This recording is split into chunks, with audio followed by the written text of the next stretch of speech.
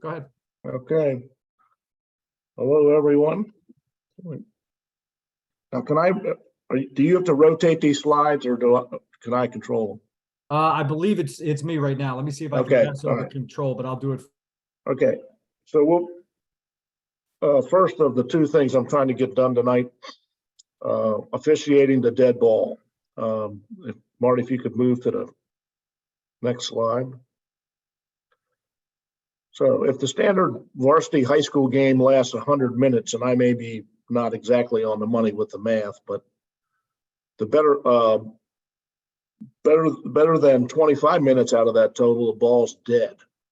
And the most common dead ball situations are when you arrive at the game, your pregame interaction with the coaches, the captains, field inspection, communicating with the table so that they understand or have any questions about game management, etc. Following a goal, following any time-serving foul, following any equipment timeout,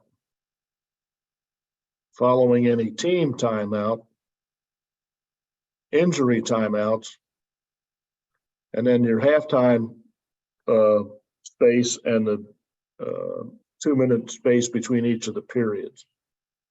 So it's just, it's important that each of the officials, depending upon whether you're dealing with a 2-man or 3-man crew, understands what their given responsibility is, and following a goal, who retrieves the ball from the goal mouth to get it back to X for the following face-off. Time-serving foul. The most important thing there in my mind is making sure that the off official has the ball ready for play, has explained to the defense what the foul is and how much time is involved, and also be sure that the goalie is aware of the starting position when we blow it back in. Equipment timeouts, again, checking, doing whatever you're asked to do there. If it's somebody's lost some equipment, something broke, whatever the case might be. Of course, team timeouts, then the crew, again, 2 to 3 men come together, make sure you're recording the time of the timeout, period, etc.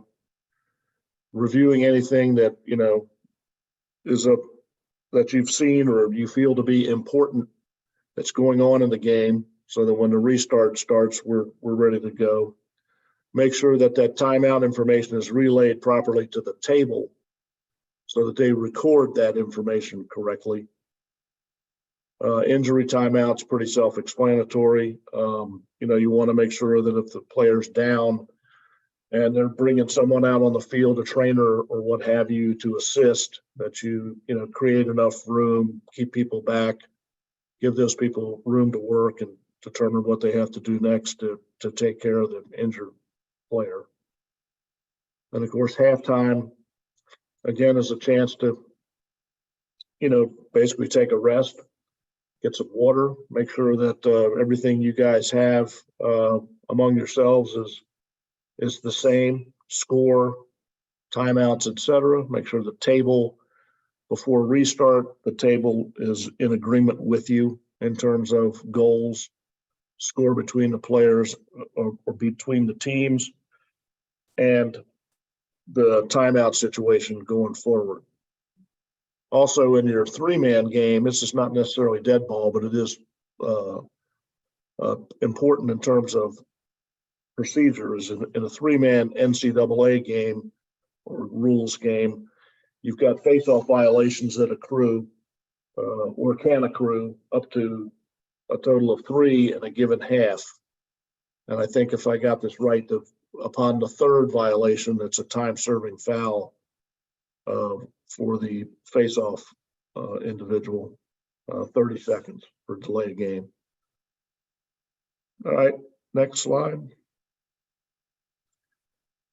So again, just a little more definition on goals scored. Official closest, closest, I can't spell, closest to the goal retrieves the ball, makes it ready for ensuing face-off. This is a chance to keep your eyes and your ears open for any sort of verbal nastiness or unnecessary chit chat that may be going on in that confined area in front of the goal. You can cut off a lot of, what might turn out to be really bad behavior if you can address that and stop that before it goes any further, or it leads to taunting, or worse yet, it might lead to some physical altercation. Of course, foul language, again, in that area, not acceptable. Of course, use your judgment there. I think the old rule of thumb always has been, if it can be heard over to the sideline, or further yet up in the stands, you've got a call to make, and somebody's going to serve unsportsmanlike foul. So keeping an eye on that, as will be a big help to you, particularly if you find yourself in a game that is highly competitive, and with two teams that are already are natural rivals to one another. Fairfax, both in the same county, whatever the case might be, just keep a close eye on that. Time serving fouls, again, as I said, the official not involved in relaying the penalty to the scorer's table is responsible for locating the ball and positioning it for the restart, informing the defense where the restart will occur, and noting the penalty type and time, and making sure, as I said, the goalie is tracking with you and ready to go when you're ready to go. Okay, next. Okay, so equipment timeouts. Where was the ball when the whistle stopped play? What team now has possession? Do you or your partners have the restart? So again, just good mechanics, good positioning. If there's you're now the lead and you're going to get down the field, do so. Put yourself in an advantageous position when the restart occurs, so that you're not caught too far from the cage and an imminent scoring play just happens in front of you. With team timeouts, again, record time of game and period in which the timeout was called, and where is the restart and who has it, and be assured that the ball has been secured for the restart. Injury timeouts, again, assess severity of injury so as to properly signal sideline personnel. Once that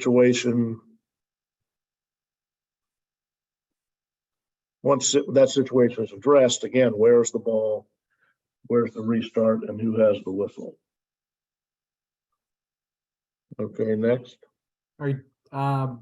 Bill, let's hang on 1 second. I got one question came in. Okay. Okay. On timeouts or between quarters, how far is too far on the field, or where as an association is our stance as far as how far they can be?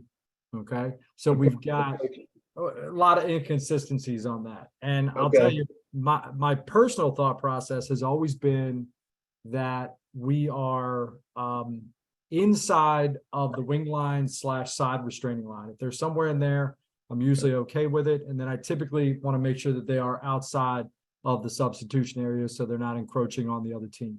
That's my personal level of tolerance. The letter of the law, as we know, is the coach is off the field and the players can be on the field. All right. But the reality is that, and for those of you that don't know, this is referred to as the tyranny rule. All right. That was put in many, many years ago at this point. But, again, I think inside of the restraining lines. Bill, what's your thought process on that?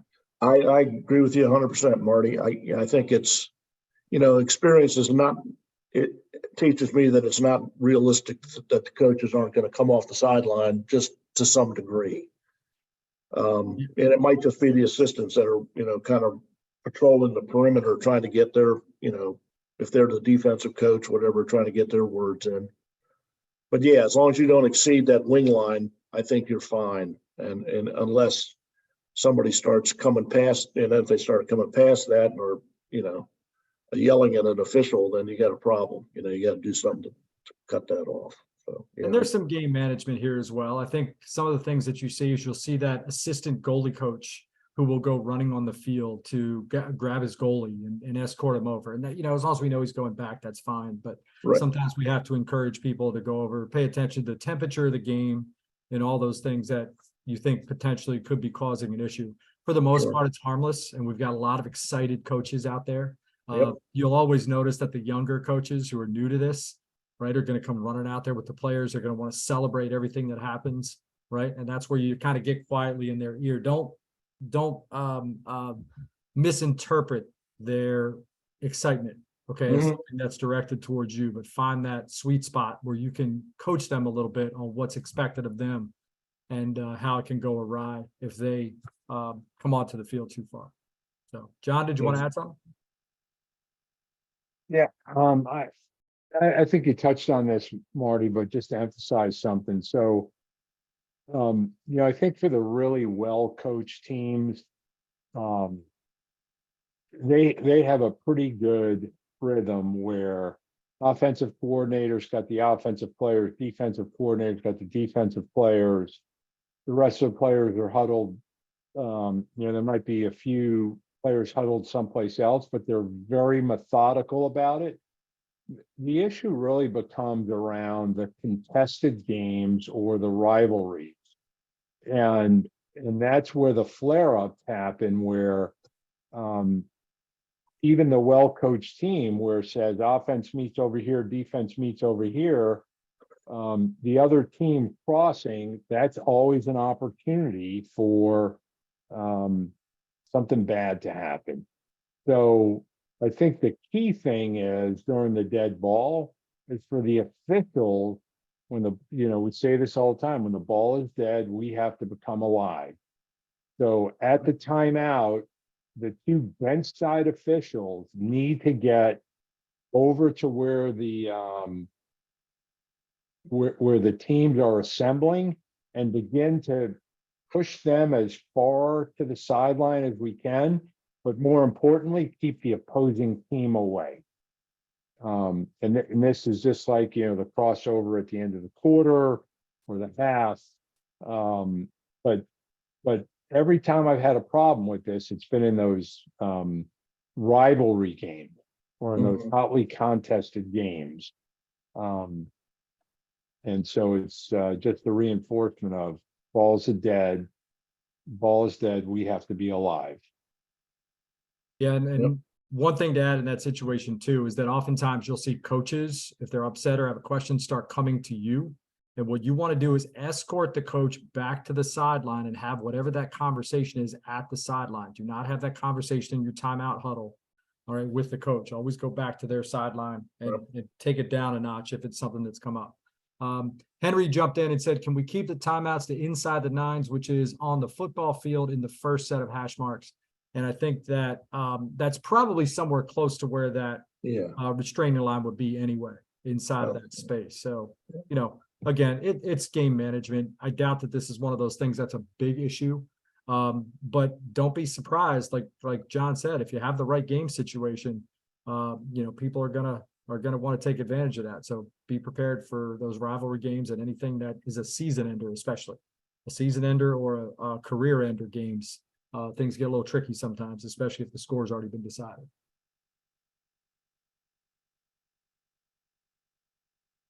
All right, let's go on to the next slide, Bill. Yeah. Okay. Okay. So weather-related suspensions of play. This becomes pretty darn important as the spring season comes upon us and we start, having thunderstorms and lightning potentials and all that sort of thing. So when you arrive at the game site, you want to be sure you identify, I don't know, I think people call it different things, but the field manager or maybe the assistant athletic director or somebody at that home field that can tell you where you're going to go should there be a stoppage of play for lightning and thunder. And just be sure you've got that, sewed up, or that somebody's going to be there to let you in, or whatever the case might be. So in the pregame responsibilities, the inspection of the field for the correct lines, which we've talked a great deal about. This, the latest thing being the line across the end zone that might have to go through a team's written name or logo or something like that that has to be visible. Are the lines properly positioned? Are they the right width, etc.? Just be sure you do a good inspection of that. And if there's a problem, you note it to the coach. And in some cases, some of that stuff may not be completely rectifiable prior to game time, and you just have to respond to that accordingly. Inspection of the goals and the creases for proper dimensional. When you're dealing with the NCAA rules, you now have a goal mouth line that's instead of being a 9-foot radius, it's a 6-foot radius off the center of the goal line itself. So you want to make sure that that's in position where necessary. Placement of the cones or any other standard designators, be they flags, whatever. Most people are pretty good to have the weighted square indicators or small orange cones, and where they are properly placed. There is not one of those cones or indicators at the midfield mark in front of the box. The only thing you're marking on that side is the substitution dimensions of the substitution box, which are 5 yards either side of the midfield line. As the game time approaches, you're doing courtesy stick checks and other possible equipment inspections for players. You're meeting at least early on in the season with your face-off midfielders to give them the instructions as to what you expect from them on the face-off dot. One of the things that's not on my slide that I feel pretty strongly about, because I think it can help you, is when you're talking to the captains and you're doing that coin, before you do the coin flip, let them know that you might need their help. You recognize that they're captains of their respective teams because their teammates elected them as such, or the coach, whoever the case might be. But if you're having a problem with someone during the game, where the captain can be your liaison and go down and say, hey, Johnny Jones, you need to cool it. The officials are not happy with your play, or whatever they might relay in that regard. That I've used that to great effect over many years I officiated, and it works. Those guys take their captaincies pretty seriously, as my experiences told me. So don't be afraid to use them, because you could also go so far as to say, because if you and I can't handle it, then your coach is going to potentially get involved, or somebody's going to get penalized, and that's not where we really want to go. So next slide. All right. Yeah, real quick. We had, I put something up in the chat just since you covered the weather related suspensions of play. So now we know that they're kind of few and far between now with turf fields, right? But they still do occur. Everybody will remember, geez, I don't know, 3, 4, 5 years ago, where we had an entire slate of first or second round playoff games wiped out because of a tornado warning on a Friday night. And it was the trick to reschedule everything.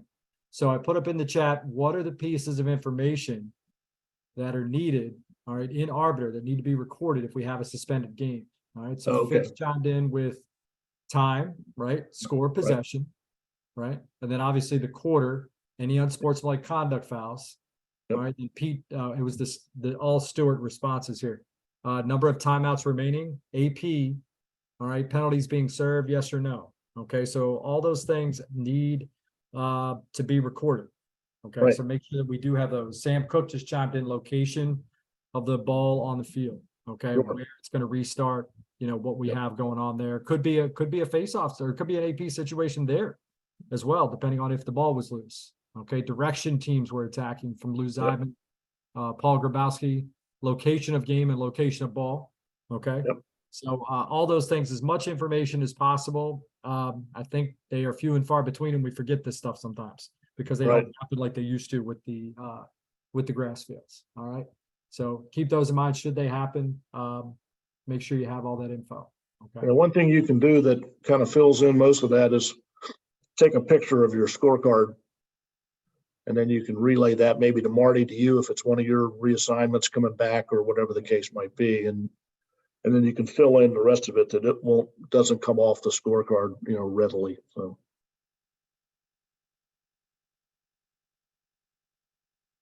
All right, let me go ahead and push it through here. All right. All right, there you go. So meet with the coaches, discuss any venue. Okay, so when you're, getting the coaches, the captains, and discussing, if he has any concerns or something from any rule question he might have, usually go to the home team coach first, just to find out if there's any odd field situations. Is there going to be some sort of delay in game start? Maybe it's going to be senior night later in the year, whatever the case might be. So just get that squared away and then head to the visiting coach and get the same information from him. Again, as I said earlier, identify the site manager, review any, you'll know going into your game potentially if there's bad weather predicted, so you kind of have a little heads up going forward. Identify the captains, review expectations, which I just talked about, and communicate with each other throughout the game. You guys, I guess the old expression is a third team on the field. If you have multiple flags, what was it? You guys had the same foul or different fouls? Don't assume what you know about that till you converse with the guy or get a good, clear signal from your fellow official as to what he has versus what you might have had. So keeps everything moving and, prevents a lot of other confusion. All right.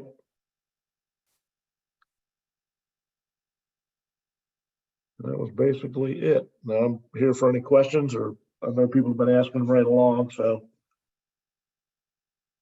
All right. Anybody else? Anybody have some advice they want to pass along with regards to dead ball officiating? Some little tricks or things that may have been overlooked? Not a Hey, trick, Mark. but sorry. Hey, All right, Marty, here it's we go. Rob. I'll pipe up real quick here. The way I Okay. like to refer to it for everybody is be the cop at the stop sign. As I explained that is, if it's 2 o'clock in the morning and you're in a residential neighborhood, you come to a 4-way stop sign and you see a cop sitting there, are you still going to run the stop sign? Right. And if you do, what do you expect to happen? So when you're out there dead ball officiating and everything, especially after goals, when you're the lead signaling the goal and everybody's crowded around or between the crossovers at midfield, just be the cop at the stop sign. Just start talking to them. Just vocalize your presence and let them know you're there. And that could do a lot to prevent somebody from behaving nefariously. That's all I got. Yep. All right, Fitz, what do you got? So the situation is horn sounds after the fourth quarter, been a close game. You're walking off the field and either one of the players says something to you that would normally result in an unsportsmanlike or potentially slurs a player on the opposing team as they're crossing. What should you do? Okay, that's a great question. Those are 100% sportsmanship violations that absolutely cannot be ignored. Your authority ends when you leave the immediate playing facility. Okay, so obviously you want to get out of there as quickly as you can. You know the temperature of the game, but those are the things that we need to know about. So those still can be recorded as unsportsmanlike conduct penalties. The player can still be disciplined for that. It's handled generally a little bit differently than what an in-game ejection would be, and they're reported as sportsmanship violations. Okay, so even if there were situations with spectators confronting you or any of those kind of things, we do need to report those, and 100% you will be backed up. And we've had situations where we've refused to go back to fields, okay, until these things are dealt with. So please pass that along and we will deal with it appropriately. That's a great question. Thanks. All right. All right, what else we got? Any other tidbits on, remember, this was basically on dead ball officiating.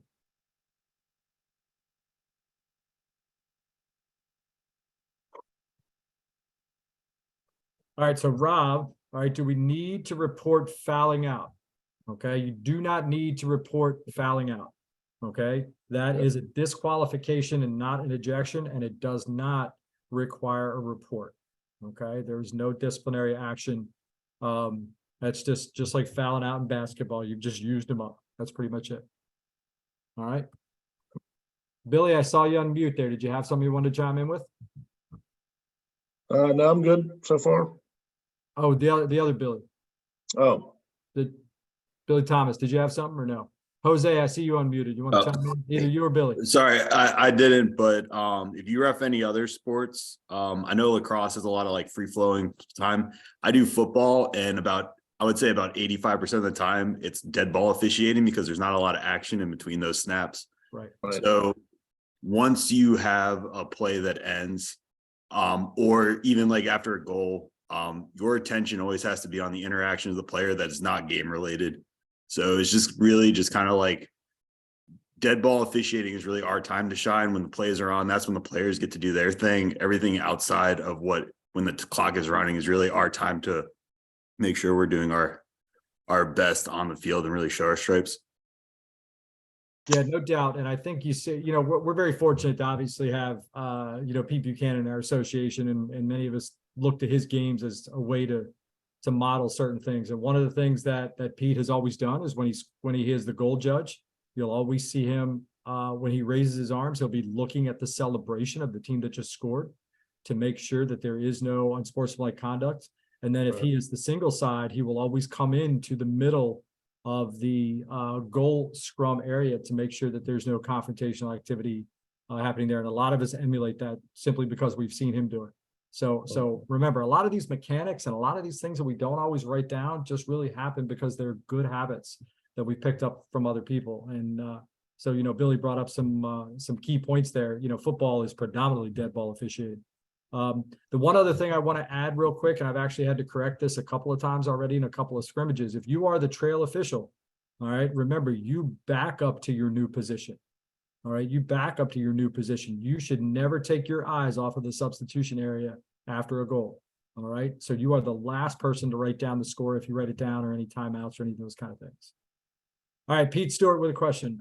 Speaking of unsportsmanlike conducts, can you give a USC on a goalie if he doesn't retrieve the ball after a goal? That's a good question. All right, I think we should personally, but No, Chance Burgo doesn't agree. Chance Burgo doesn't want to do it. no. Well, yeah, Jose doesn't want to do it. Jose, you don't want, but you're like, you're a goalie. That makes sense, right? You wouldn't want to do it. So I get that. All right. All right. I guess I got a comment on that is, normally the goalie will turn around and rake the ball out and flip it to you or let you pick it out of his stick or whatever. As the game goes along and he's getting beat on pretty good and a lot of goals are going in, he might get more frustrated. So what I've said to the goalies in the past, if they weren't going to get the ball, can you just step aside, let me go in there? I don't want to have to physically contact him or push him out of the way so I can get in there to get the ball, and that usually works out okay. They're not there to try and, cause any particular trouble. At worst, if it was something that was persistent, you might call it delay a game or something. I don't know that it's ever would reach the point of being unsportsmanlike unless the guy, cusses you. All right, Pete Stewart, you've taken us down the rabbit hole. There we go. All right, Jose, what do you got? Jose of all people, obviously we've all seen him officiate, just smile from ear to ear during the whole game. So definitely a master of controlling a game situation. What do you got? I was going to say, hey, it's one of those things that he should. It'd be nice if he did, but he does not have to, and therefore he should not be penalized if he does not. Right. And I tell you, to me, when I was a goalie, I never wanted a ball to be in the net, so I would take it out as soon as I could. Good thought. All right, John, you're unmuted. Did you have something? No, I did not. Sorry. All right. All right. Any other words of wisdom there from anybody else? George Faustino does not really think it's in the goalie's job description, by the way. Does goalie have a job description? No. He needs one today. Maybe he's Has to be working half remote. crazy. He might be working Yeah, remote. save the goals. Yeah, he might be working remote. You never know. He might be mailing it in that day. So, Mm. all right, but in all seriousness, dead ball officiating is everybody's responsibility. and it's an art form. It really is. It really does show your ability to control the field. And if you can take care of that, you can eliminate a lot of problems. You really can. Yep. All right. Noah chimed in. Mike Hyland used to talk about this specifically in his training. And Mike Hyland definitely was a master, another guy who could officiate with a smile on his face. What's really interesting about Mike is that Mike will be the first person to tell you that the reason why he needed to control a game and control dead ball officiating was because he would get upset. Okay. And he felt he would get sucked into it if he didn't keep it under control. So it was much for his personal control in the game as it is for anybody else. And I think there are a lot of us out there like that, me included, where sometimes if we don't control that temperature of the game, then we can get sucked into it as well. And we forget what we're doing as officials. And we kind of maybe take things a little too personal sometimes. So recognize your strengths and your weaknesses and address them appropriately. Okay. All right. Any other questions on dead ball officiating? All right. Bill was going to also go over NCAA rules for high school officials, but Bill, you know what? Given the time, I think we may want to table that right now. Okay. That's Whatever. a pretty lengthy Yeah, presentation. I would think so. Yeah. Yeah. So what we can do, as a matter of fact, I had planned on building that into a video anyway. So that might be a good thing to just do from a video standpoint and post. So Okay. everybody knows. Okay. And we want to get that information out there for the officials that are not collegiate officials, but are going to be doing NCAA rules games. So you understand that there are a few things that you're expected to know. If you are in that situation, please take the college rules test at USA Lacrosse. So you are aware of the changes that are in there. All right. So make sure that you get that done before we get going. All right.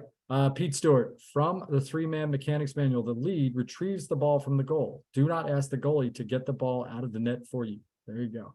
All right. Turn and rig. I saw that thrown in a D3 game over the past couple of weeks. All right. As in a foul for that? Oh, geez. All right. So apparently we've gone down a rabbit hole here with the goalies. All right. Anyway, we're going to talk about next week, kind of going into the regular season. Rob and I will touch base with you on stuff that's popped up and stuff we're expecting for the season. And as always, if you have any questions, comments, or whatever, please reach out. You know, again, this is an association. This is a group of people. So you have the opportunity to give feedback through the peer review process. And, you know, we're going to make the opportunity to get together socially as much as we can within reason. And, you know, again, what we do here is just a reason to make friends, get to know people, and to connect. That's really all it is. So, you know, make sure that you do avail yourself of that. All right, Ken Myers, last question. New field diagram. Can you explain coaches area versus team area? Are players allowed in the coaches area? Okay, there is no new team diagram. Okay, there is no double box for Federation games. There is only the substitution area.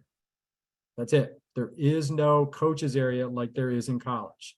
Okay, there is a Federation memo that I'll put up on the Virginia site, okay, that came out that has the actual diagram. It is up on usalacrosse.com, and it is only the 5-yard box on each side of midfield.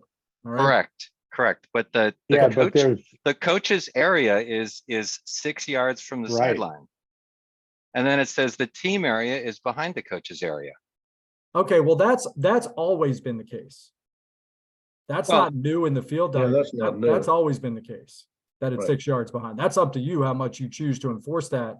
And we know sometimes that there are physical limitations on certain fields where you can't do that, or else kids would be standing on the track or whatever. So you've got that. That's a you know, a game management issue. Sometimes you get helped because you have extra lines, right? You have some extra soccer lines or things there that you can use as a goal. All right, but that has always really been the rule. All right, strangely enough. All right, all set. And- John Huberty's got his hand up. yeah, thanks, Marty. So, so there's been a lot of this going on in some of the chat groups on Facebook. So in the NFHS rule book, Rule 1-2, Articles 6, 7, and 8, I think it is, are correct. They describe the table area, which is 5 yards either side of the midline and 6 yards back from the sideline. the coaches area, and then the team area. So that just as you and Bill talked about, the team area is starts at the table area, so 5 yards from the midline and 6 yards back from the sideline. A player can be in the coaches area if that player is substituting through the table area. So if he's coming on or off the field, we ought to provide them maximum flexibility in as they come through the substitution or table area, whether they continue on into the coaches area or the players area is immaterial as long as they substitute through the table area. The real issue is, just as you addressed, are we going to enforce that the players must be in the team area, which is 6 yards back from the coaches area, right? So again, I'll just go back to the well-coached team. So if you do a Madison or a Yorktown game, those players are in the team area and only coaches are in the coaches area. Some of these other teams, everybody is in the coaches area. So it's a game management issue, but by rule, the diagram in the rule book is incorrect, but the verbiage in Rule 1-2, Articles 6, 7, and 8 are the proper definitions for table area, coaches area, and team area. Yeah, John, and that's a great point. And just so you guys know, because you can get a little glimpse behind the curtain, the Federation is very, very, very, very protective over the rule book. Okay. And we have begged them at USA Lacrosse to pass it over to us for proofing before they print it for obvious reasons. It doesn't happen. Okay. So this is one of the reasons why these memos are issued after the fact. Okay. So this is the proper field diagram. This is the same diagram. I just put in the link there for you. And you certainly can pass this along to whomever or keep a copy of it with you. Okay.